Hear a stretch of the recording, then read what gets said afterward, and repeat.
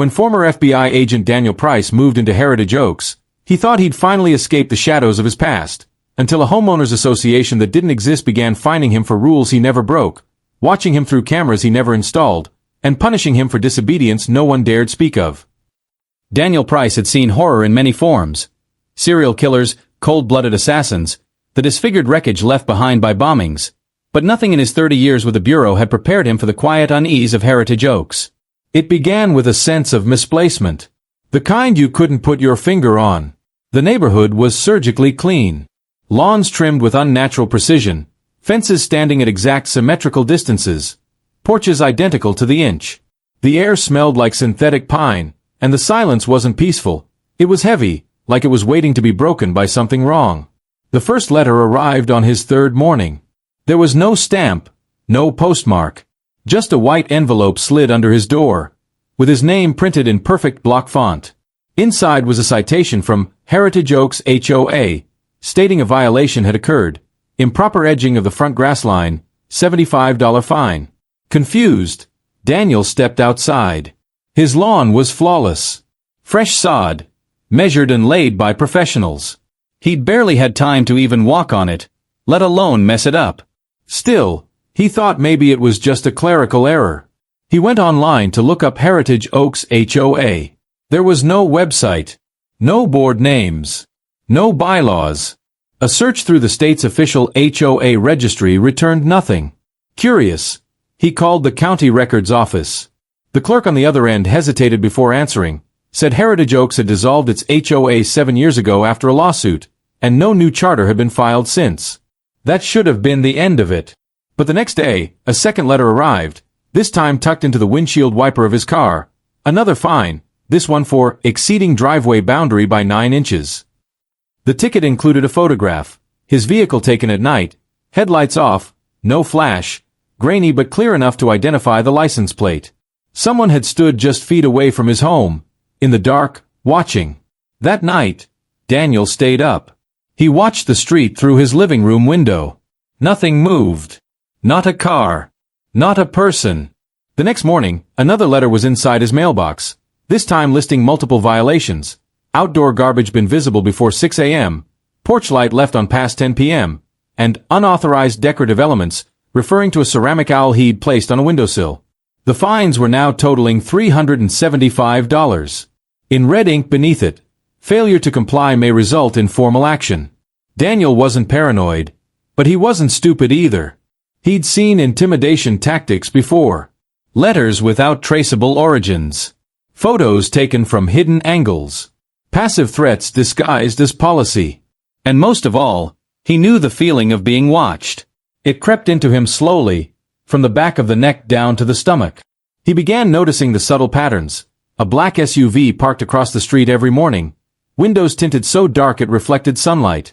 A flicker in the second-floor window of the empty house next door, like someone had drawn a curtain just as he looked. Porch lights blinking out in sequence as he passed on nightly walks. Every time he tried to greet a neighbor, they avoided him. One woman, watering her plants, simply turned her back the moment he stepped onto the sidewalk. He decided to confront it directly. He followed the address listed in the citation to file an appeal. The document listed a location: 118 Cinder Hollow Road. That road didn't exist on GPS. He drove until the houses thinned out and the pavement turned to gravel. He passed what looked like an abandoned gas station, a burned-down barn, and finally a rusted mailbox with the number 118 scratched into it. Beyond it, woods. Just trees and silence. No office. No signage. Just a dirt trail disappearing into overgrowth. Daniel turned around. Back at home, he tried to document it all. He scanned the letters, took photos of the cars, even installed a motion-activated camera on his front porch. That night, the camera was ripped from its mount. The footage showed nothing but static for 6 hours, then resumed just before dawn with the porch light flickering wildly. The next morning's letter contained only 5 words, scrawled in black marker on a napkin. "We know what you're doing." Daniel started to sleep with the lights on. He disconnected the smart TV, removed the Alexa speaker, covered the windows. The calm he had moved here to find was gone, replaced by a constant pressure. The sensation of being handled like a lab rat. And yet, he had no proof. No names. No signatures. No official presence. The HOA wasn't real, and yet it was more powerful than any organization he'd dealt with before. Because whoever they were, they didn't need to follow laws. They wrote their own. Quietly. Invisibly. And they'd chosen him. The neighborhood changed once Daniel began to question it.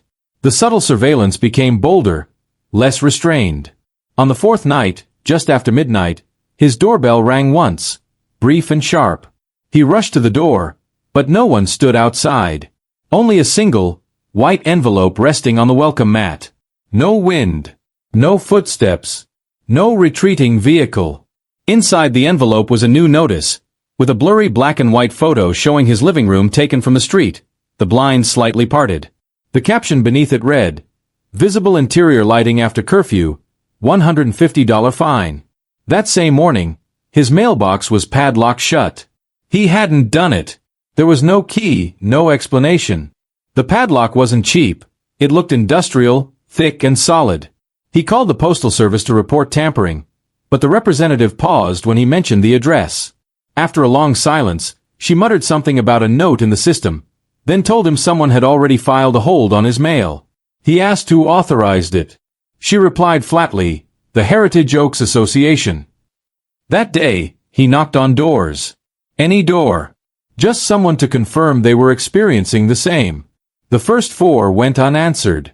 The 5th was cracked open by an elderly man who stared through the opening without speaking. When Daniel asked about the HOA, the man shut the door without a word. The 6th neighbor, a man in his 40s, listened quietly until Daniel finished explaining.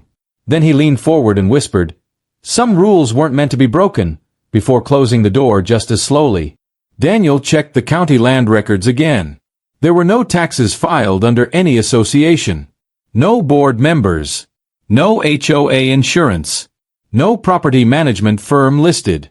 It was as if the Heritage Oaks HOA had never legally existed. But it functioned like a government, one that issued penalties, enforced codes, and monitored behavior. And its power was absolute. A few days later, Daniel noticed his Wi-Fi blinking oddly at midnight. The router logs showed a spike in bandwidth usage, several gigabytes, despite him being asleep. His laptop, checked later, had 2 new folders. One labeled Violation Recordings, the other Incident Reviews. Both were password protected and couldn't be deleted. He disconnected the internet permanently. But disconnecting didn't stop the system. Now he noticed flickering lights at 3:14 a.m. every night. Always the same time. Light bulbs in his hallway would dim, then flash 3 times. It wasn't a wiring issue. He replaced the bulbs. Replaced the switches. Even changed the circuit breakers. Still, the lights blinked on schedule like clockwork, as if signaling something. On his 7th day in the house, a packet arrived. Not a letter, but a manila folder, no return address.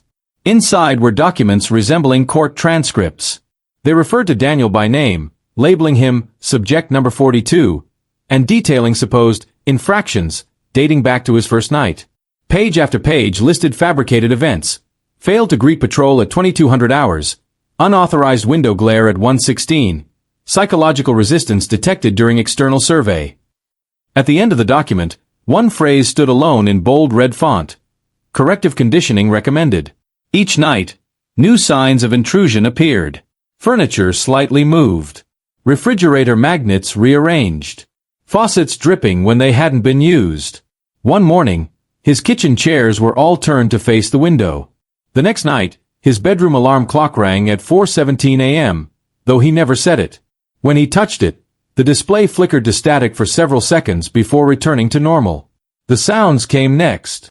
Faint at first, like the static of a broken radio, but always present. A low-frequency hum that seemed to originate from the walls themselves. He tried turning off every appliance. The sound remained. It became part of the air. A subtle buzz that filled the house when everything else went quiet. The kind of frequency that made your teeth hurt and sleep impossible. Daniel tried filing a police report. He described the events as calmly as he could, framing it as harassment, surveillance, trespassing. The officer nodded but offered little help. He said, We've had calls from Heritage Oaks before. They always go away." When Daniel pressed for details, the officer looked him in the eye and said, "They're not on any map, you know that. Try searching that place on Google Earth. All you get is trees." He went home and tried it. The satellite view showed his house and the home surrounding it, but something was wrong. The images were outdated by at least 10 years. None of the new fences, porches, or landscaping he could see from his own window were visible in the image. Worse, his house was marked as under construction. When he zoomed in, the picture blurred completely. That night, he heard footsteps in the attic. Soft, deliberate, and slow. But when he opened the hatch, the ladder wouldn't pull down. It was jammed. Screws sealed the access panel from the other side. As he stood beneath it, the light above flickered once, then went out completely. And in the darkness, that low hum returned, louder than ever, pulsing like a heartbeat just beneath the ceiling. The silence in the neighborhood was no longer quiet. It was orchestrated. Every sound, every absence of sound, felt deliberate. Daniel began noticing a rhythm to it all. The same dog barking at the same minute every evening, always cut off mid-howl. The same wind chime, yet no wind. The same porch light across the street flickering once at 9:17 p.m. every single night, like a silent signal. He started marking these events down, connecting them like points on a hidden map. Each repeated detail was too precise, too intentional to be coincidence. He knew surveillance when he saw it, but this went beyond mere watching. It was programming, repetition, behavioral loops. The neighbor's behavior began to shift with his every move. When he walked in the mornings, blinds would lower in sequence as he passed, like a synchronized system. No one made eye contact. A teenage boy, once seen riding his bike, now only sat on the porch steps staring into the distance, unmoving, unblinking, day after day. A mother once seen walking her dog no longer left the house. Her windows were now covered in black plastic from the inside. One evening, a note slipped under his front door. No envelope this time, no official markings. Just a torn piece of lined paper that read, "They know you're not complying. They know you're watching back." There was no signature, no indication of who had left it. That night, the motion lights in his backyard activated 10 times in an hour, though the camera feed showed nothing but static during each trigger. The house itself began to resist him. Doors that once opened easily now stuck in place. The thermostat ignored manual settings, locking itself at exactly 68 degrees no matter how many times he changed it. His phone wouldn't hold a signal past 8 p.m. Landline static replaced dial tones. Even his reflection in the bathroom mirror sometimes appeared slightly delayed, as if the glass was catching up to his movements. Daniel attempted to reach out to an old friend in cybersecurity, asking for a secure line to discuss what was happening. But every email bounced back. Every call failed. His devices now restarted randomly. Files vanished overnight. He took to writing by hand and storing notes in a locked drawer. But even those papers began to shift positions, smudged by hands that weren't his, marked with symbols he hadn't written. Then came the masked figures. At 2:03 a.m., a sudden spotlight beamed through his bedroom window. A white flash that disappeared in an instant. When he ran to the window, the street was empty, except for a line of 5 trash bins, each lid opened at identical angles, all facing his driveway. The next morning, they were gone. Not moved, gone. As if they'd never existed. When he checked with his neighbor, the woman only said, "We don't use bins here. They take care of that." He no longer slept. Sleep brought dreams he couldn't distinguish from memory. He dreamt of being dragged from his bed by men in black uniforms, hauled into a van with no windows, interrogated in a room where his own voice spoke back at him. But when he woke, there were hand-shaped bruises on his arms and a faint smell of antiseptic in the sheets. A taste of metal lingered in his mouth. Every day now, a new rule was enforced. A new restriction. He wasn't allowed to water the lawn on odd-numbered days, then was fined for the grass being dry. He was told his mailbox was too close to the curb, then later that it hadn't been close enough. He received warnings for nonconformity in tone, failure to exhibit compliance posture, and once bizarrely, excessive silence after dusk. Each fine came with a printed timestamp, each timestamp came with a photo, and each photo showed Daniel caught mid-action, even in places he thought were private. He took down every camera, disabled every device, and still the documentation continued. The next letter arrived with no fine, just one sentence printed in red: "We are preparing your review." The paper was unusually thick, slightly waxy, like something used in evidence bags. At the bottom, a series of codes he couldn't decipher. Later that day, his television turned on by itself and displayed a countdown. 168:00:00. When he unplugged the television, the countdown reappeared on his microwave. Then on his digital alarm clock. Then, horrifyingly, on the thermostat screen. He knew what countdowns meant. He had lived through hostage negotiations, bomb threats, surveillance stings. Countdowns always ended with something. Whether an arrival, an attack, or an extraction, he couldn't be sure. But this one felt like an ending meant only for him. By now, the house had become something else entirely. Not a shelter, not a home, but a controlled space, designed to erode trust, instill confusion, wear down resistance. The walls felt narrower. The ceilings lower. Doors opened to rooms that felt colder, emptier, as if something invisible had passed through just moments before. And outside, the neighborhood no longer even pretended to be normal. Lawns stopped growing. The air carried no scent. Time itself felt bent, folded into loops. He would glance at the clock and watch entire hours pass in a blink, then find himself right where he'd been. As if nothing moved forward. As if everything was repeating until he gave in. The countdown ticked silently in every corner of the house, its presence unshakable. It had become a fixture, etched into the fabric of the home, flickering in dim blue or sharp red, depending on the room. With each passing hour, it gnawed at Daniel's sanity. The remaining time had dipped below 100 hours now, and he still had no idea what it was counting toward. The oppressive rhythm of it haunted him, through the pulse of his appliances, the blinking of lights, and even the chirp of birds that had begun mimicking the sound. Outside, the neighborhood grew more artificial by the day. Grass remained a uniform shade of green, never growing, never dying. The trees stood still, unaffected by wind. Cars were parked in the same exact spots every morning. He watched as a man walked his dog around the block 3 times a day, always at 7:12 a.m., 3:42 p.m., and 10:17 p.m., without fail. The dog never sniffed, never barked, only walked at the same even pace, leash taut, eyes vacant. When he attempted to leave the development, the road looped. The signs changed order. He would drive for miles and somehow end up at his own driveway again, the odometer unchanged. Gas levels never dropped. The GPS simply showed a floating arrow with no map beneath it. Cell towers didn't exist anymore. Emergency numbers gave pre-recorded tones in unfamiliar languages. Even radio static was gone, replaced with a low-frequency buzz that vibrated inside his chest, almost like a coded heartbeat. The house knew when he was thinking. It responded not to movement, but intention.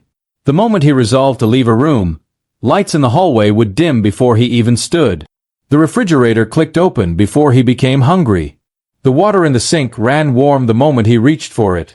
Yet every convenience felt less like a feature and more like a test, a kind of behavioral conditioning. Every reaction was measured. Every choice was anticipated. He started hearing voices through the vents. Not full conversations. Just fragments. Muffled words like compliance, reintegration, and reset protocol. They were always spoken in calm, monotone rhythms, as if read from a script by people who weren't human anymore. Once, he pressed his ear to the wall and held his breath. He heard his own name, followed by the words, phase instability, and potential failure. That was the first time he felt fear like he hadn't felt since the war. By then, Daniel had stopped eating much. The food in his fridge had begun to change. Cans relabeled with strange fonts. Frozen meals replaced with unfamiliar brands that didn't exist in stores. Boxes contained food but no ingredients. One day, he opened the freezer and found a tray labeled Compliance Ration A, a vacuum-sealed block of gray paste. Beneath it was a note, approved for temporary nourishment. He never touched it. Time became fragmented. He would black out for short stretches, always waking in the same place, same position, holding the same object in his hands. Once it was a blank sheet of paper. Another time, a key he didn't recognize. Once, He woke with dried blood under his fingernails but no wound. Mirrors began showing things slightly out of sync, his reflection blinking a moment too late or smiling without him. Once, the mirror didn't show him at all. The house locked him inside for 43 hours. Every exit sealed itself. Windows refused to shatter. Doors turned stiff, immovable. Even the floor creaked in ways that didn't match his steps, like something pacing just below. On the third day, everything reopened without sound, and the countdown resumed where it had left off, as if the lock-in had been part of the schedule. He began hearing announcements over the intercom he didn't remember installing. Calm, recorded voices stating things like, "Behavioral compliance is appreciated," and "Initiation of Phase 4 in progress." When he searched for speakers, he found nothing but small holes drilled into the drywall behind paintings and fixtures. Sleep was no longer rest. When he closed his eyes, he dreamed of corridors with no doors, stairs that looped into themselves, and faceless figures standing in front of glowing control panels. In those dreams, he wasn't himself. He was watching himself from above, cataloging every twitch, every heartbeat, and every resistance. And something else was always watching with him, something just beyond the edges of thought, quiet, deliberate, and patient. When he woke, the dreams followed. Not just as memories, but as visual flashes, split-second overlays of glowing corridors where his hallway should be. Sometimes he would blink and see a surveillance room in place of his living room. Dozens of monitors showing homes identical to his own, each with a figure sitting in silence, staring ahead, unaware they were being watched. The countdown hit 72 hours, and a new letter arrived, slipped between his bedroom door and the frame without him hearing it. The envelope was black this time. Inside, a single sentence typed in red, "Phase 5 begins at 0. No explanation. No fine. No return address. Just a promise." The paper smelled like plastic and ash. And beneath the note was a fingerprint, not his own, pressed into the corner in dried ink. At 60 hours, the world inside the neighborhood began unraveling, not with chaos, but with terrifying precision. Everything behaved just slightly wrong, subtle enough to evade instinct, but unmistakable once noticed. Light had a different quality. It no longer bounced off surfaces the same way. Shadows began to stretch in unnatural directions, not following the logic of the sun or his lamps. Reflections in windows no longer matched reality. They showed angles that couldn't exist, movements he hadn't made, even objects that weren't in the room at all. The illusion of normalcy was wearing thin. The architecture of the lie was fracturing. Street names disappeared. Signs once labeled Hollow Pine Lane or Walnut Trail were now replaced by blank aluminum slats, scrubbed clean. House numbers faded from mailboxes. Cars still sat motionless in driveways, but their license plates changed with each passing day, a slow morphing of digits and letters that spelled nothing, yet hinted at a code. Even the air changed, thicker, heavier, buzzing faintly with a presence. Static crackled softly beneath every sound, like a hidden frequency meant only for those who were truly listening.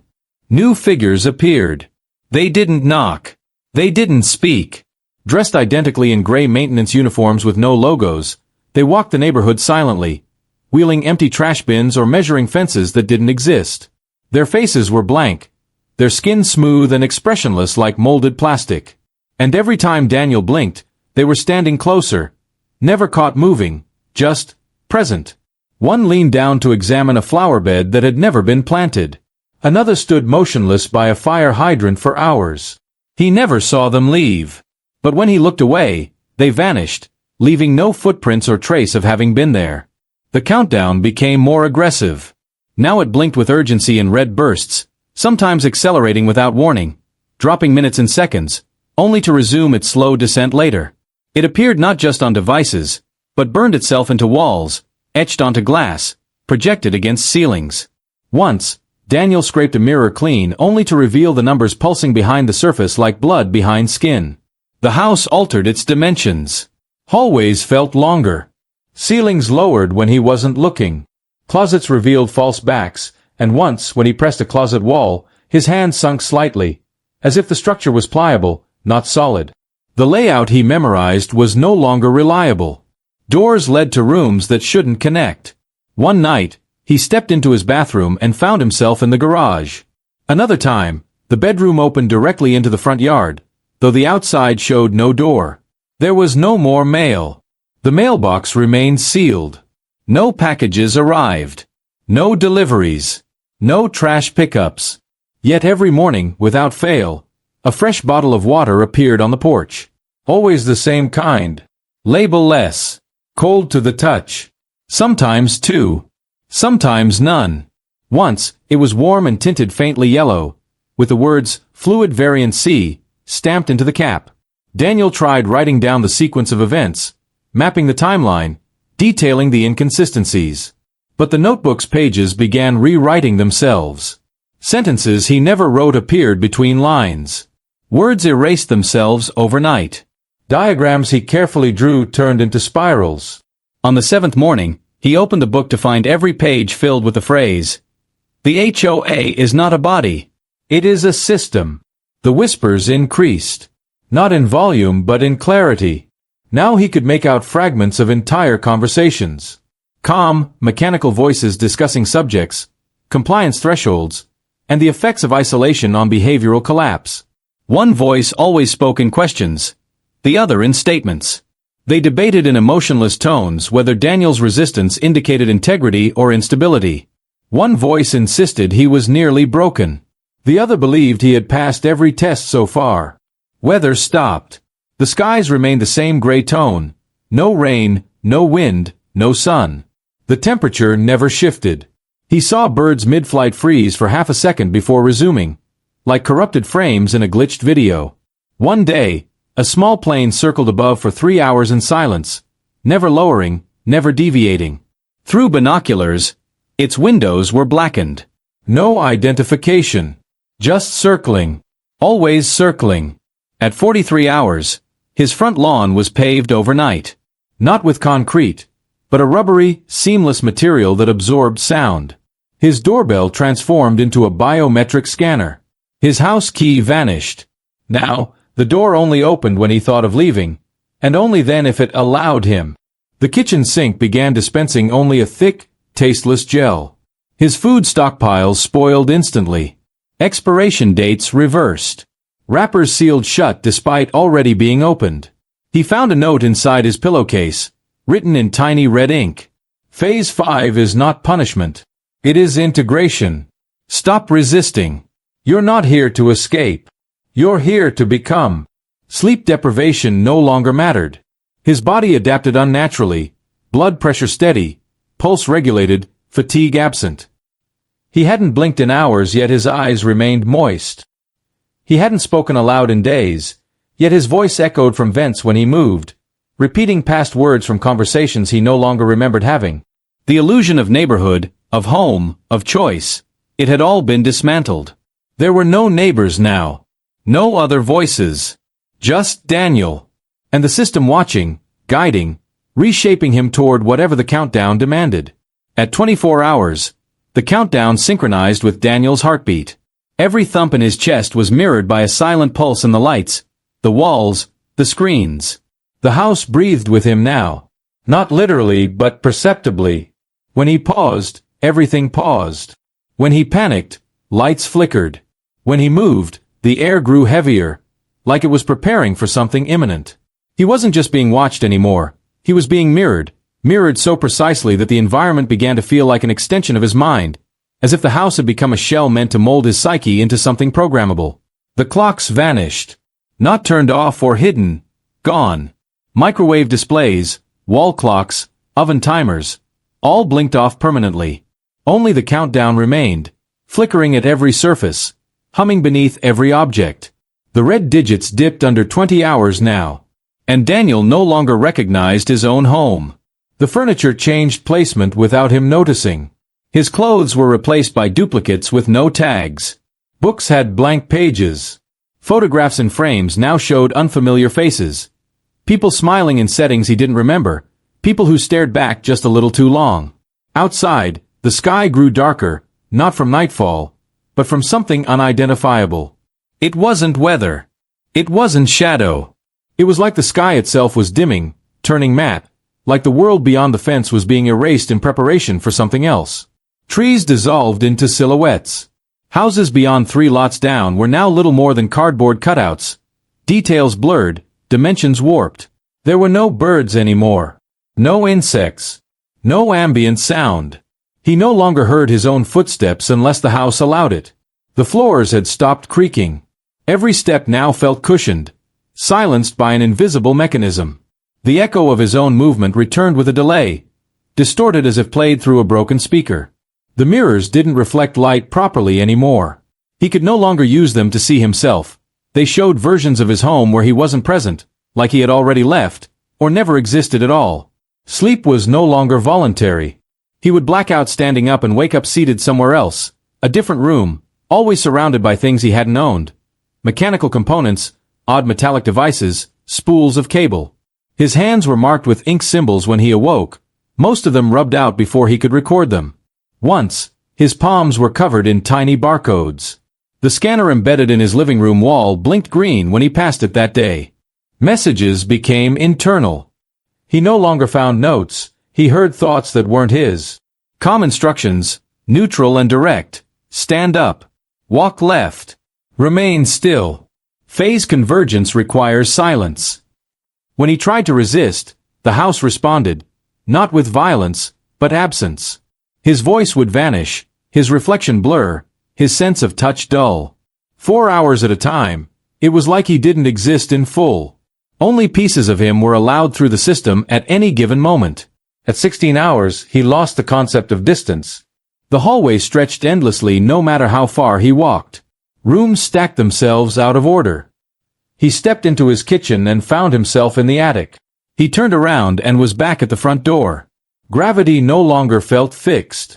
He dropped a coin, and it hovered midair before vanishing. Water from the tap fell sideways. It no longer surprised him. At 12 hours, the environment began preparing him. Not physically, but cognitively. Voices spoke to him using his memories, taking the tones of people he once trusted. An old friend, a former agent, his deceased father. They spoke to him softly, repeating mantras. This is not a trap. This is an awakening.